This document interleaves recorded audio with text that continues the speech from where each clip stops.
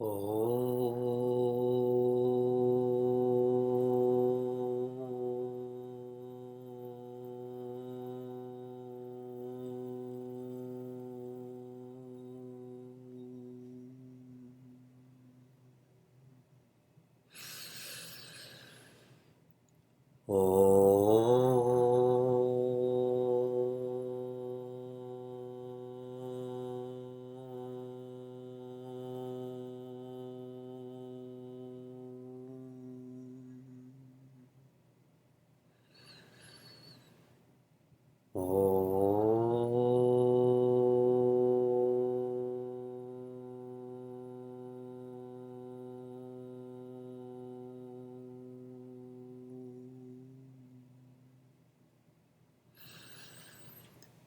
Om Vakratunda Mahakaya Suryakoti Samaprabha Nirvignam Kuru Me Deva Sarvakaryeshu Sarvada Saraswati Namastubhyam Varade Kamarupini Vidyarambham Karishyami Siddhir Bhavatu Me Sada Gurur Brahma Gurur Vishnu Gurur Devo Maheshwaraha Gurudeva Param Brahma Tasmai Shri Gurave Namaha.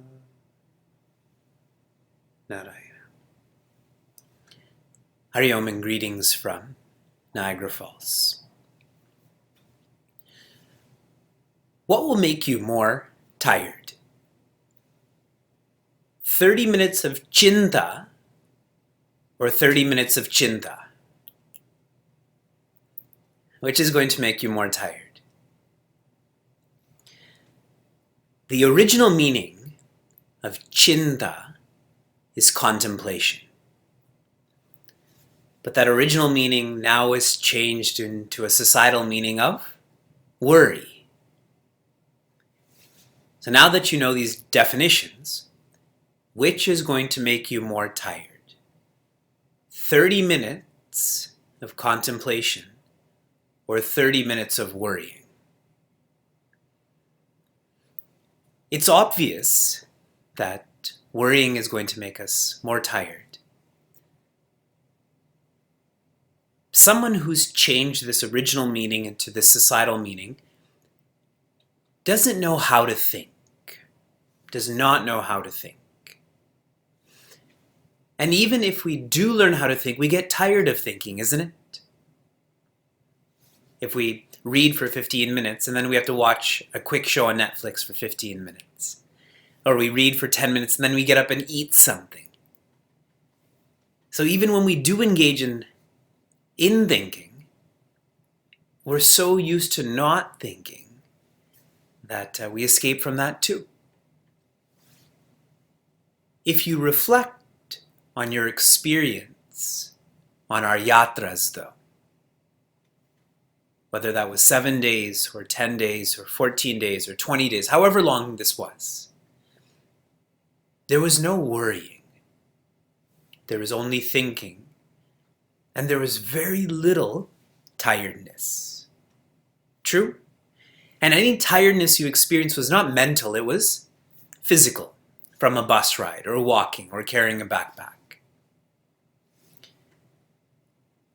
This Smriti hour is an opportunity to remember how to think. And we do know how to, but it's easy to forget. Which is why we're reading Manah Shodanam. We're studying Manah Shodanam. Shodana means purity. Shodana means using well. So how to use the mind well. In Shloka 15, Pujya Swami Tejomayananda talks about 3 adhyasas. This is really important. It's very systematic. Try to remember this. Adhyasa means superimposition. And that's a technical word. So how about projection? Adhyasa means to project. The first projection that we engage in on any and every article, being, and circumstance is called satta adhyasa. We project that an article being circumstance is separate than me. So the first projection is you're different than me. And if you're different than me, comes the next projection, which is Shobha Adhyasa. And Shobha here means beautiful. Shobha here means likable. Shobha means real. Okay, so not only are you separate from me, but you're real. There's something about you that I like, that I want. Articles, circumstances, the same. And the third adhyasa, the third projection is called Sukha Adhyasa. If I'm able to gain that article being circumstance, I will be happy. So the first is Satta. You are separate. The second is Shobha. You are real. The third is Sukha. You are joyous. And this is how I go about living my life. Focusing on articles being circumstances. And I get lost. In the 16th shloka, Guruji talks more about what it means to be lost. And this is facilitated through likes and dislikes. If I project Sukha on person X, I also project Dukkha on person Y. So likes and dislikes. This idea of being likable or dislikable, where does it come from? Is this old eraser intrinsically likable or dislikable? The text you have in front of you, laptop, weather, country, skin, none of that is intrinsically likable or dislikable. It's coming from within us. So think deeply about this. I'm totally coloring an entity according to my own bias, my own ego. So am I living in reality or an illusion then? And we keep sharing that this illusion is outside. We use the word Maya, correct? We who study Vedanta, we always use Maya almost like a crutch. Maya simply means total. Total what? Avidya. For the individual, it's called avidya. For the total, it's called Maya. When an individual forgets how to think, they keep on projecting. And in my projection, I externalize so much that I blame outside too. It's my spouse's fault that I'm not happy. It's my lack of spouse that I'm not happy. You know, you can keep on going with whatever train of thought. Manah Shodanam it's a simple text. Simple in focus, but deep.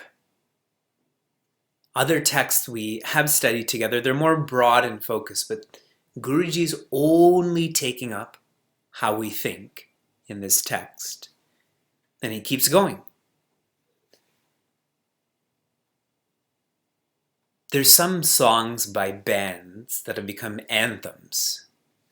Like Led Zeppelin is famous for their anthems, or Queen is famous for their anthems. And for someone who's not used to that, someone who only listens to pop music, those songs are short and fast, right? Short and hard. But these anthems are soft and they're long. There's no letting up on that song, the length of that song, and people can't handle that. Here, Guruji is just pressing harder and harder and harder on our minds. Be tough. Stay with these teachings. 17. Labhe sukhi tatha dukkhi. Labhe sukhi tatha dukkhi. Yalabhe priya vastunaha. Hyalabe priya vastunaha samsaro maya prapto samsaro maya prapto Mityadhyasa purasaraha Mityadhyasa purasaraha. I am sukhi, I am happy when there's labha. Labha means gain, but labha is like lobha, which means greed. Tata, and afterwards, I am dukhi. I am sad. I'm frustrated. I'm tired. So when I get what I want, I'm happy, but then I become sad. Do we need an explanation of this? Can we just continue? Because it's so obvious, no?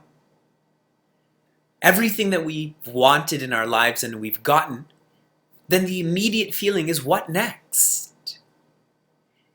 And that immediate may be 1 minute, it may be 10 days, it may be an entire year. But if you think of the whole span of your life, it really is just a moment, isn't it? For a moment, it's almost like when Vyasa is given his needles, his vaccinations, when that needle's in his thigh or his arm, for a moment he doesn't cry because he doesn't know that this is happening. So we're like that too. I got what I want, and I don't know what to do with myself, so I think that's happiness, but then I realize I actually don't want this. I want more. Hyalabe priya vastunaha. This dukhi, the sadness comes after I get what I want, and definitely comes when I don't get what I want. What I want is a vastu. Vastu literally means thing, but it's described as priya. Priya means it's a likable thing.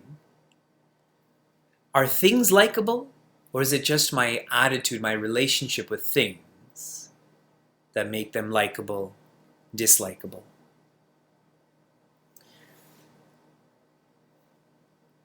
The idea of gain even. How can gain come from the outside? If it's coming from outside, is it food? Is it people's praises? Is that what's going to fill our lives up? In our meditation and life course, which I think almost all of you are in, we had a test, and one of the questions on the test was, how does one experience priya, moda, pramoda? So you thought I'd let go of this test in question. What's the answer? Please share with me in the chat room, because I forgot the answer, so I need you to remind me. How does one really experience priya?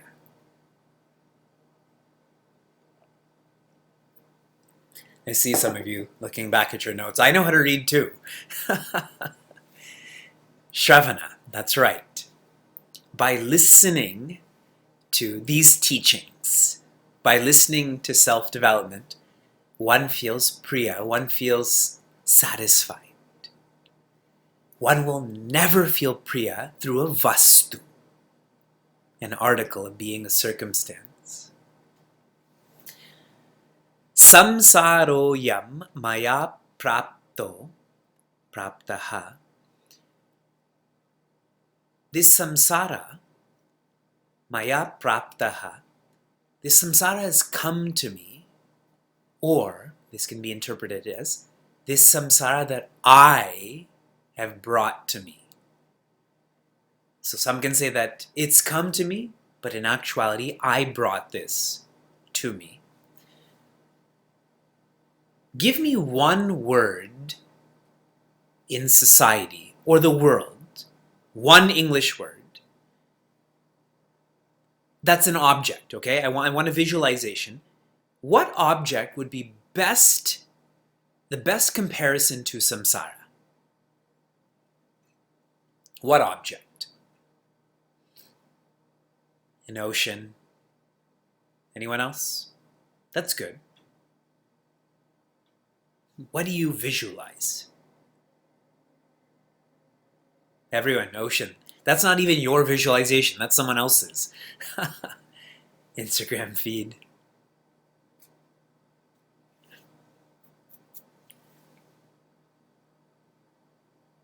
Blob of stress.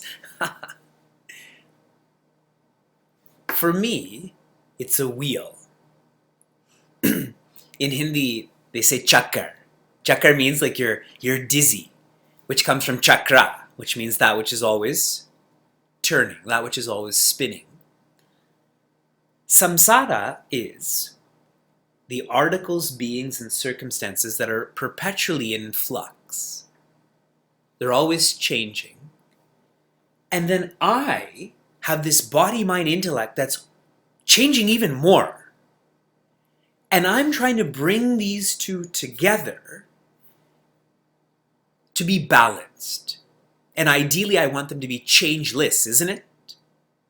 If my BMI can match with this ABC, and that will be happiness, I obviously want them to be integrated forever, but that's not possible.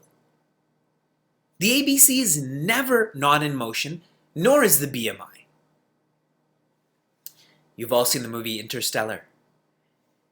One of the most epic scenes is where someone asks Matthew McConaughey, "What are you doing?" And what does he say? "Docking." And it's just so epic the way he says that.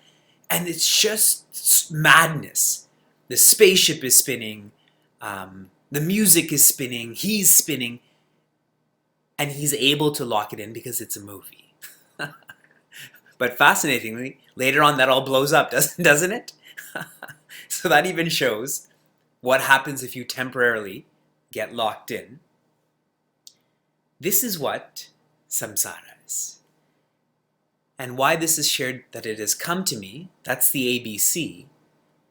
But this is me bringing this, that's the BMI. That I'm engaged in all of this. Mithya dhyasa purasaraha. The cause for all of this is adhyasa, is projection. And this projection is mithya. Words for mithya are illusion. Another word for mithya is false. I'll give you one more. Wrong. Mithya dhyasa is wrong thinking. Let's chant this verse together. Labhe sukhi tatha dukhi yalabhe priya vastunaha samsaro yammaya prapto mityadhyasa purasaraha. Study one more shloka. 18. Sadly, I'm sure you all know that I believe 157 people died yesterday. I believe it was yesterday on the Ethiopian Airlines flight. And I'm just inferring this. Obviously, I have no experience with this. But a cause of frustration and sadness for, say, family members of those who passed away is, why did this happen? So they have the recordings, right, of the pilot's cabin, of that black box. And suppose there is a why. There's some ease on one's mind that it's because of this technicality or weather or animal. Who knows? But that frustration will be alleviated much more clearly if something can be done about it, right? Suppose it's a tire pressure gauge that is wrong. So now they know about this for the sake of not, or preventing sadness from occurring again and again and again. Fix that. So for us too, if we keep studying shlokas that talk about this is what we are, this is how we live, we're not satisfied. And Guruji knows that. He's thought about this so much. In verse 18, and really for the rest of the text, it is a solution-based focus. In verse 18, he brings authenticity to the solutions that are going to come.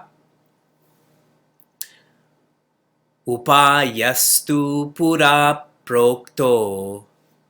Upayastu pura prokto. Naradena yudhishtiram. Naradena yudhishtiram. Chitta dosha nivrityartham. Chitta dosha nivrityartham. Shreyase cha smaramitam. Shreyase cha smaramitam. What is shared here is upaya. Upaya means a means, a path, an answer. There is an answer. And where is this coming from? Pura proktaha.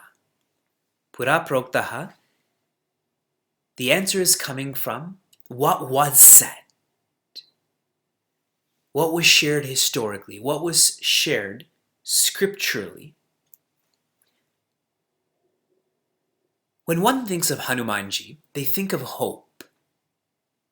Hanumanji is an icon where he never, or very rarely, experienced hopelessness. When you hear about Sri Bharata, there is lots of aspects of hopelessness in this katha. Vedanta is an icon. It's a science of hope. And here the hope is being shared through a Purana, through Srimad Bhagavatam.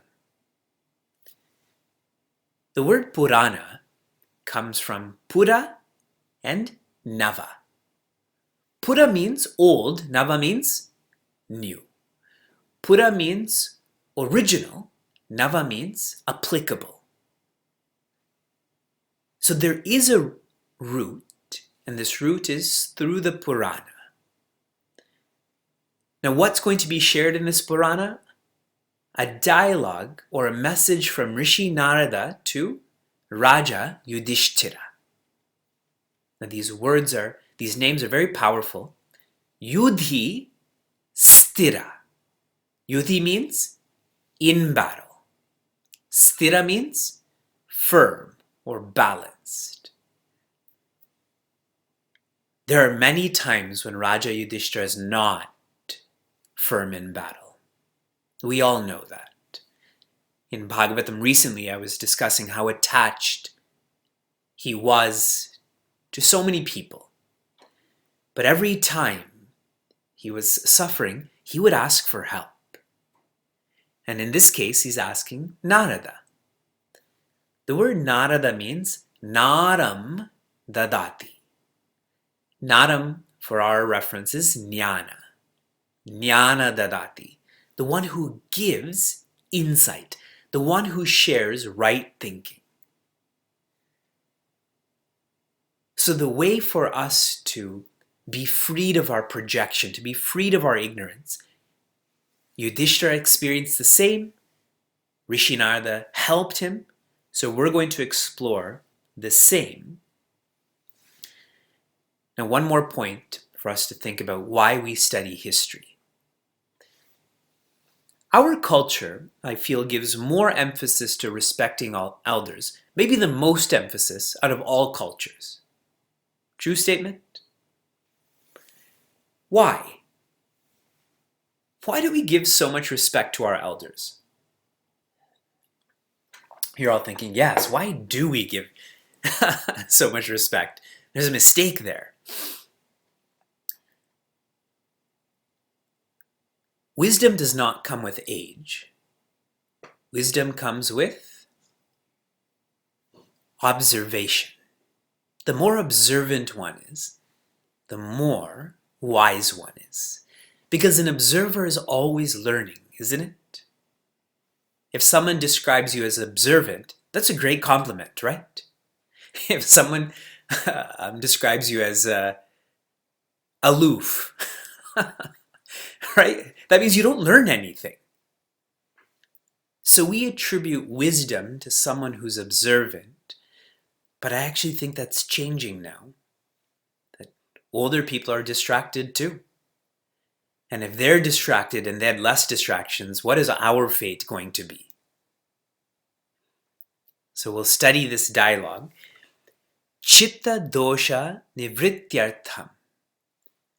How to let go of nivritti, of the dosha, of the chitta, the impurities of the mind. How to let go of them, and it's possible.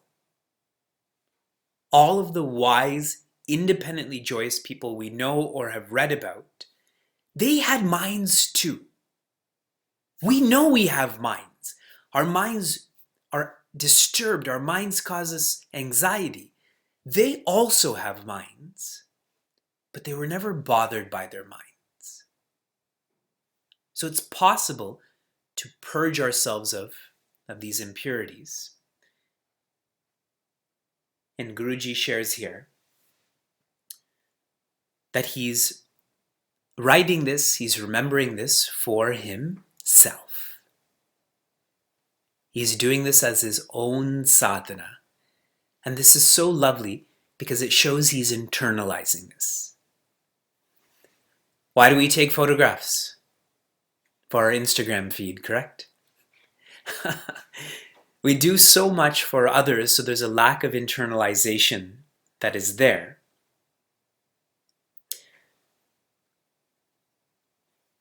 I'll share a couple of more points about how learning from being observant can really guide us. Why do you think we suffer from anger so much?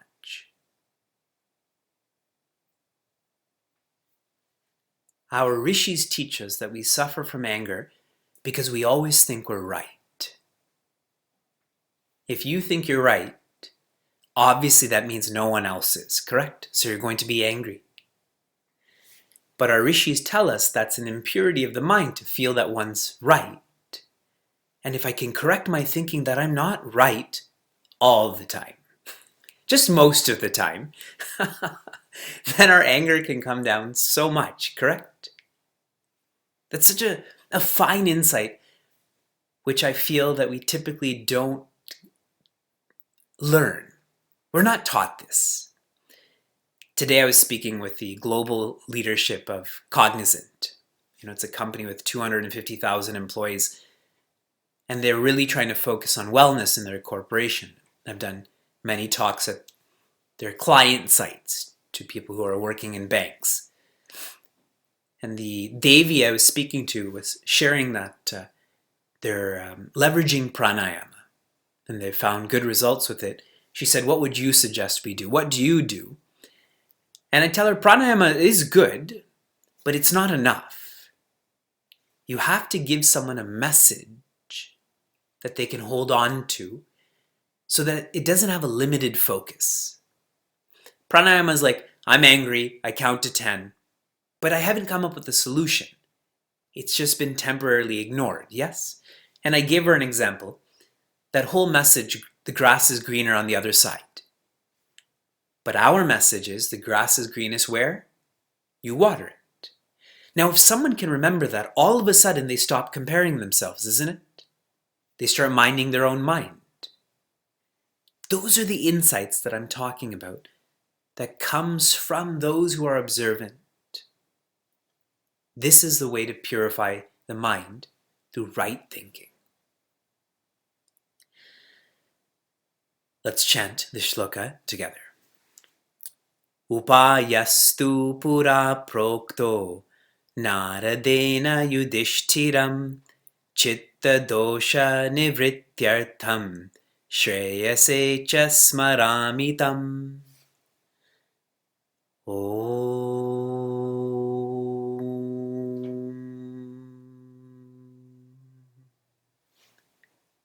Narayana.